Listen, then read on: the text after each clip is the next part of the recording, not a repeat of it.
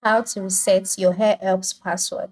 Hello everyone, welcome to today's tutorial. In this tutorial, I'll teach you how you can reset your AirHelp password. So the first step is to log in into your AirHelp account, all right? If you can log in and then after logging in, you want to reset it, this is how to go about it. Once you're logged in, move to the top right corner, click on your profile icon, then click on details in the drop down menu that appears. So once you click on details, you'll be brought to your details page where you'll see your first name, your last name, you see your phone number, you'll see all of this on your account. And then once you can do that, just below your details page, you'll see the change your password tab. So once you can see that, you can decide to move to the right side of the screen and click on change password.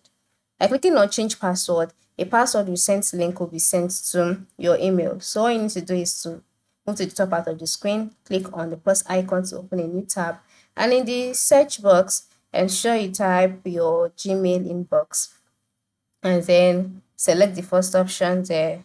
Then you'll be redirected to your inbox page, all right, where you would see all of your latest messages. So once again, see that you can see for me, AirHelp reset password instructions. So select that, then click on the change my password link that you can see here.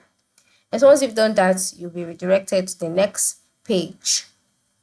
On this page, you can now go ahead to set your new password. So enter in the password that you want to use. First of all, then enter in the next password. Enter in the password again. Sorry, repeat the password in the next box. And then click on save and continue. And then just like that, your password would be saved. So this is how it works. This is how you can change your password easily on AirHelp. And then if perhaps you are trying to log in into your account and you forgot your password, all right, on the signing in page, you also see the option forgot password. Click on that. A password resent link will be sent to your email. Click on it, follow the prompt as well, and you'll be able to reset or change your password easily from your own end. So this is how you can go about it. Thank you for watching and have a good day.